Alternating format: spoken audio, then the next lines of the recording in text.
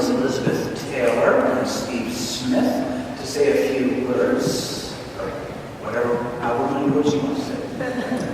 A few, I promise. So in July, you received a letter from Steve and Ledley and me about the budget that the vestry passed. Some of you probably read it, some of you didn't read it. It's really important, so I'm here to say it again. And what I want to say to you is that the vestry struggled with passing the budget for fiscal year 2019, which, it's complicated, as you know. We pledge on a calendar year, we budget on a fiscal year, but in any event, we had to pass a budget in July, and we did that. And we did it by making the leap of faith, because the only way for us to pass a budget that didn't involve cutting staff was to make that leap of faith. And we did that because there's so much great activity going on here. There's so much life. We are absolutely headed in the right direction, and there's nothing that we want to stop right now. This is just not the right time to cut back. And so we are leaning into an ambitious budget.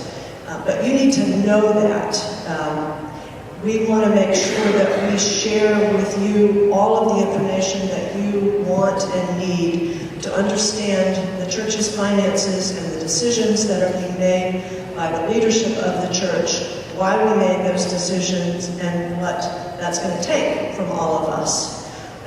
So a couple of things that I want to tell you. One is that we got responses to that letter that ranged from great letter, go for it, I'm behind you, to how can this possibly be a responsible decision for the vestry to make? So if you want to know more, come next Sunday at 12:30, so after the 11:15 service. We're going to be here. We will spread out all of the church's finances, and you can ask whatever questions you want to ask about the church's finances and the budget and the decisions that we are making. Steve's going to follow me talking about the audit. You can also come with your questions about the audit. And we're going to do that as many times as we need to do it, so that everybody in the church has an opportunity to get the information that you want and that you need. So we're going to start with next Sunday, and we're going to meet again on October the 28th. And if we decide that it makes sense to repeat these meetings in January, February, March, we'll do that. What's important for you to know right now is that the budget assumes an increase in pledges for calendar year 2019 that is a significant increase. So that is the pledging that's about to start happening this fall for next calendar year. We are assuming over a 17% increase in pledges for 2019 over actual pledges for 2018. We know that that is a significant increase. We also know that we can do it. And so that's my message to you. We can do this. There is just so much life, so much energy here. 2018 was a little bit of a blip. We had a steady increase in the number of pledges and the amount of pledges over the years 2013 going up to 2018. We don't really understand what happened in 2018, but we're going to treat that as a blip and assume that we're going to pick back up on the steady increase. There are about 570 pledging households last year in the pledging for 2018. There are a lot more active households in the parish than that. So what it's going to take for us to get where we need to get is that those of us who have the capacity to increase our pledges should be very thoughtful about increasing. And those of us who are actively working on all kinds of things, from making sandwiches to spreading the word to reaching out to each other, we also need to pledge. So it's really important for us to increase both the number of pledging households and the amount to the extent that you can do that. The vestry has stepped up and is 100% committed, and the vestry has already pledged an amount for 2019 that's a significant increase over the vestry pledge for 2018. So we're trying to model good behavior, but we're all in this together. So my two messages are, remember, if you have questions, come ask them next Sunday, October 28th, and any other time that you want to reach out to me or Steve or another member of the vestry. And the second message is, we can do this. And if we will do this, and we're going to do it together. Thank you.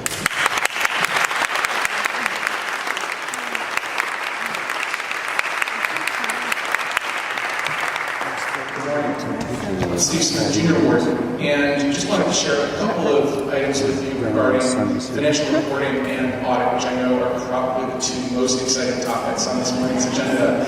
But going back to 2016, we brought in an external accounting firm, Tate Tryon, to look at our practices with respect to financial reporting, our staffing, our systems, our processes, to just try to help us make sure that we were doing the right things, that we had the right mechanical process in place. And we realized from that assessment we needed to make some changes with respect to system and process. And so we replaced our financial system, which was an outdated legacy piece of technology, with a new cloud-based accounting system that has made a significant impact on our ability to close the books in a timely way, to provide financial reports with the vestry and the staff. The second thing is that we looked at the configuration of the staff. As Leslie mentioned, we knew that we needed more senior leadership focus on the finance function, and that led to the creation of the Director of Finance and Administration role and to Karen's hiring, and we're looking forward to her joining the staff. So those are two major outcomes from that work. All of this really initiated because we've had a backlog of audits, which I've been talking about since I was treasurer, and I thought I'd actually have a last conversation with you about when I took over the role of treasurer. But I wanted to just describe briefly, we have audits, a backlog of audits that dates back to 2012. And so we've been working to complete those audits diligently, but the challenge is when you have a backlog and you have a bunch of day-to-day work that needs to be done, and you have outdated systems, and you have some complex processes, and you don't have the senior leadership focus that you fully need in terms of the expertise at the senior leadership table on accounting, then it creates a very difficult set of circumstances. And so we worked to remedy those piece by piece. We now recognize that there was a gap just because we didn't have enough staff bandwidth to both address this backlog and do the day-to-day accounting work. We brought in an accounting firm called Chasing Company that's been doing that audit prep. They have finished the audit prep for 2012 and 2013, and our audit firm, Walker & Company, has nearly completed the audit for 2012. So that's progress, but it's slower progress than we would like. And so Chasing actually came to us and said that having completed the work on the prep for 2012 and 2013, and looking ahead to what it would take to do exactly what they've been doing for 2014, 15, 16, and 17, that this would be a lengthy and expensive process, and they actually came to us and recommended a change. They recommended a simplified process for the years 2013 through 17. They came to the Finance and Property Committee, the Finance and Property Committee came to the vestry, and we endorsed that recommendation, which was to look at the most material aspects of our finances with respect to the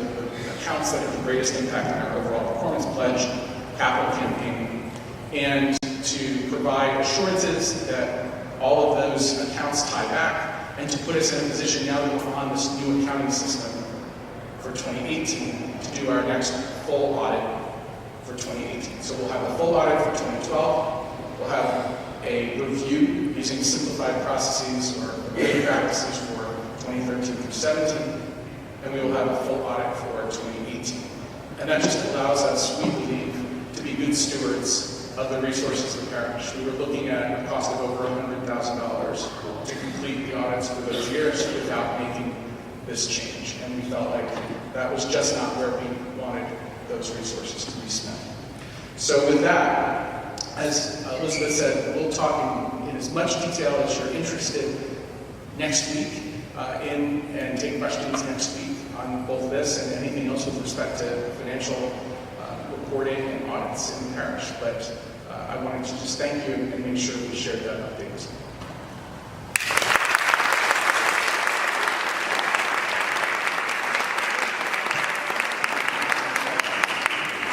I'm going to ask members of our stewardship team to say a few words. As I do that, that's Joy Bates Boyle and Chris Luckett are this year's co-chair and now supported by Bronwyn Roy.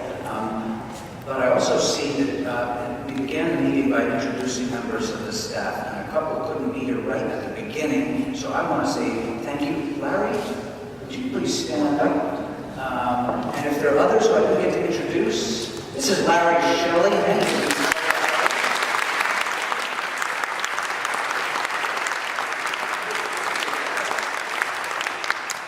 Larry is the director of our water ministry, so thank you, Larry, for being here today.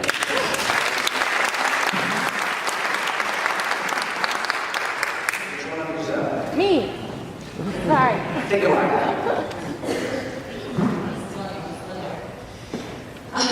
All right. Hi, I'm Bronwyn Roy. I'm the new director of Stewardship and Development here. I've actually been a member here for about 10 years.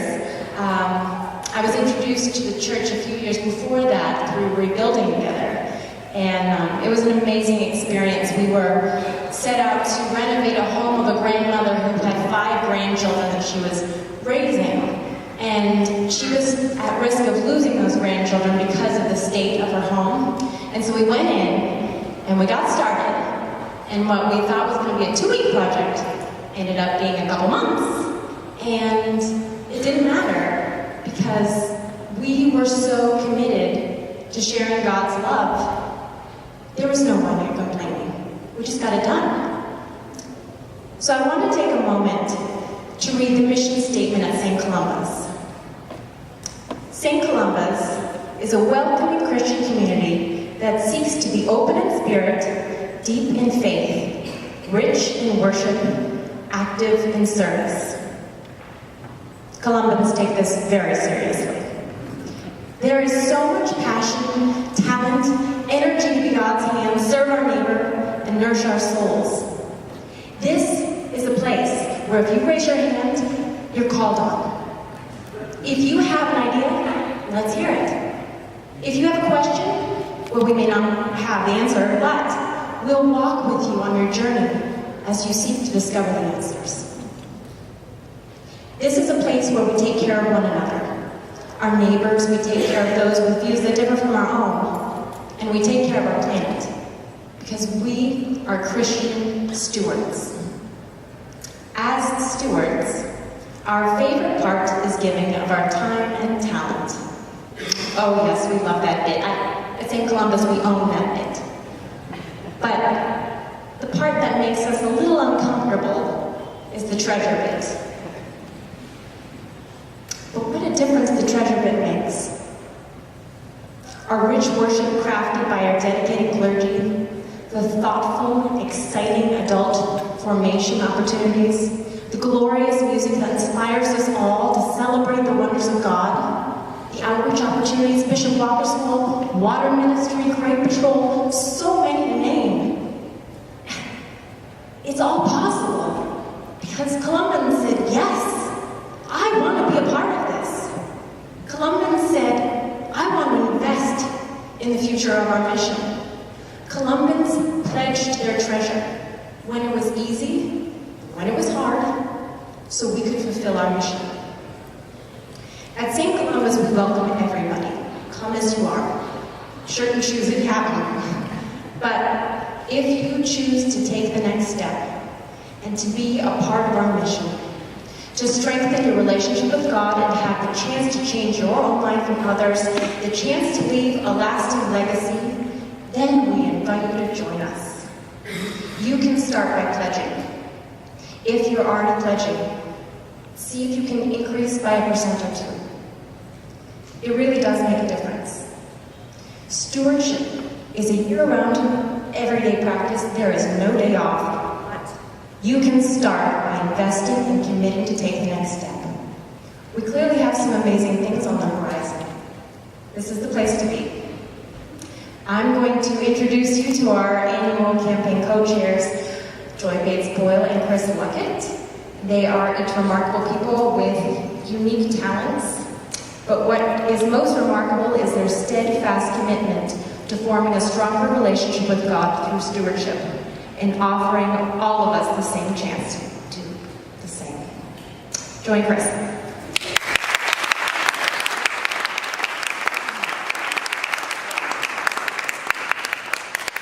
So not only do I want to hire Ron to be my PR person, I want to say something about her really quickly. I've been involved with the annual pledge campaign for the last few years.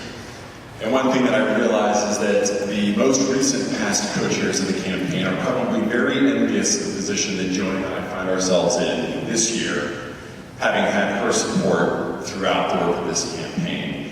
The energy and the experience that she has brought to her role have been invaluable to Joy and me, and has made for much lighter lifting on our parts.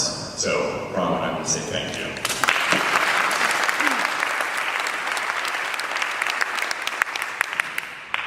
We heard from Elizabeth about the ambitious budget that the vestry passed over the course of this summer. And as she mentioned, we have a corresponding ambitious annual pledge campaign goal this year as well.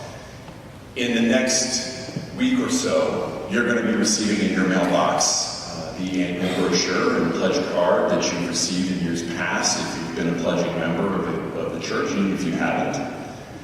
What I want to ask each of you to do is to take a few moments this year before you make your pledge, to consider what it means to be a part of all the good work that goes on here at St. Columba, the work that Patty and Catherine have planned for the coming year, the work that Amy has undertaken, the work that Bronwyn is doing, and think about what it means to you to be a part of that work, and to please make your pledge accordingly.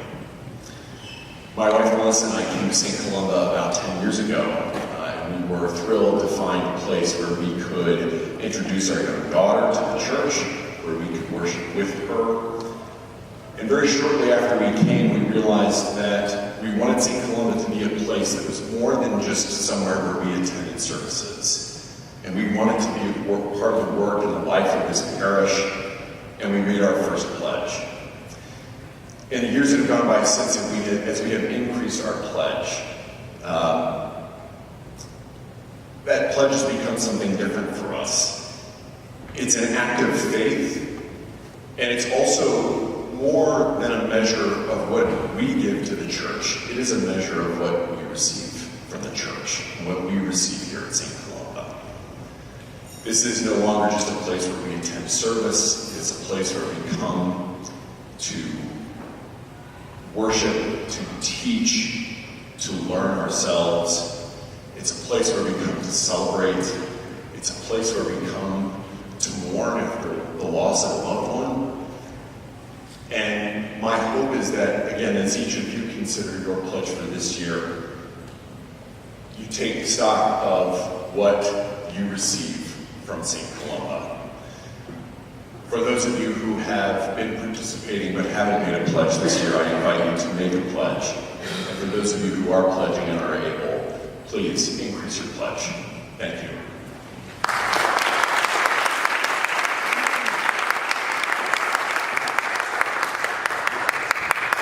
Good morning. Although I have pledged for many years, it wasn't until this year that I started looking at stewardship as a chance to review my relationship with stuff. And the things that I have, the things that I think I earned, turns out I didn't. Maybe I worked hard, but it was God that made that possible for me and made all the blessings in my life possible. And so I'm seeing stewardship and pledging in a whole new way, and for that I'm incredibly grateful. And as part of the campaign, we are trying to bring stewardship to you in a couple of new ways. The theme of our campaign, the theme of our program here, Amy talked about, we're talking about practice life with Christ. And we're going to do practice Bible with Christ and practice prayer with Christ. And so we've tied the campaign, the pledge campaign theme to that. And it is, how do you give thanks with Christ? And we decided to ask the question rather than making a statement, to get people thinking in new ways. When I say how do you immediately start thinking about, well, yeah, what is my relationship with my stuff and with God and with this amazing church? So we've done a few things this year to make the Pledge campaign more visible. You already see some of these bright blue ribbons on our name buttons. And I'm hoping that once you pledge, you'll attach your ribbon to your button and wear it with pride throughout the campaign. And by this time next week or in a couple of weeks, I'll look out and see the blue ribbons. It's really fun to sit down with your kids, your friends, your loved ones, and go through the Mad Libs and get a little chuckle and think about pledging in a holy way. And to underscore how we need every household to make a pledge, no matter how small or how large. And to show in one place all the great faces of St. Columba's. You've been hearing about it for the last couple of weeks, and now we have our banner, our many great faces of St. Columba's who are joining us in giving thanks for Christ.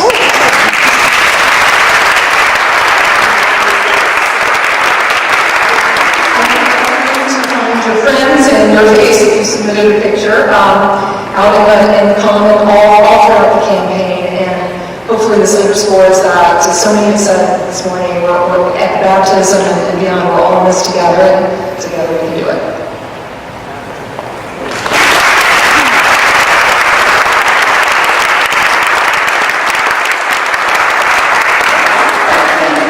So, I'm aware that we're going to begin our next worship service in just a few minutes. Just to be clear, it wasn't my intention or design of this gathering to provide a comprehensive overview of all the ministries. Each time when we gather in this way, it's important just to lift up one or two or three ministries. So today in particular we heard about formation, and I do want to flag something that I think we might have said, which is that this is the first time in a long time that we have had a full-time member of the staff dedicated to youth ministry. And that has been, ever since I first got here, I've heard that articulated time and time and time again, how essential that is to be providing that support for our youth. So Catherine's role is wonderful in that. Another is that she couldn't be here today, but Julia Berry is the head of the St. Columba's Nursery School. And Julia and Amy Molina Moore are working very closely now to find ways to create bridges and connections so that those of you who are part of the nursery school community and those of you who are part of the church worshiping community can find opportunities to cross over as the Spirit moves you.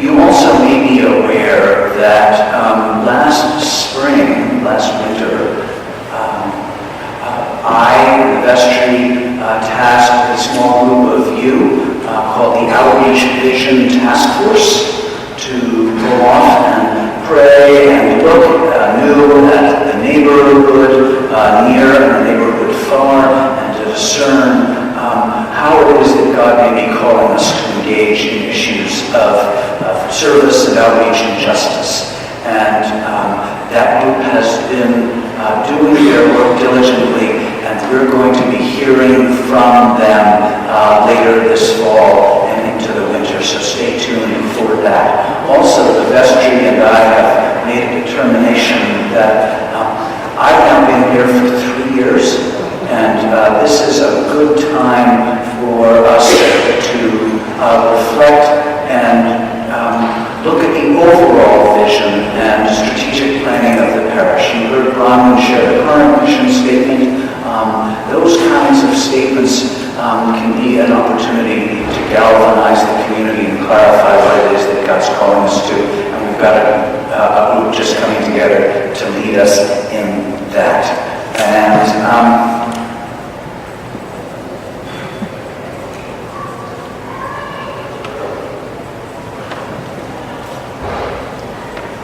3 years I've been here, so St. Columba's, as we saw, our great Columba oak, bear witness to Oh, yes. The oak tree preceded us here, and many of you have been here for many years. Those of us who came before us dug the deep wells of life from which we have been drinking and availing and nourishing ourselves, and now it's our turn. So that it's our turn to do what we're able to dig deep wells so that our children and their children may also be nourished by the life of the Spirit in this community and in this place. And I thank you for all the extraordinary ways that you give of yourself, of your time, of your passion, of your prayers, your presence. And it's just an exciting time, as Elizabeth said, for us to be St.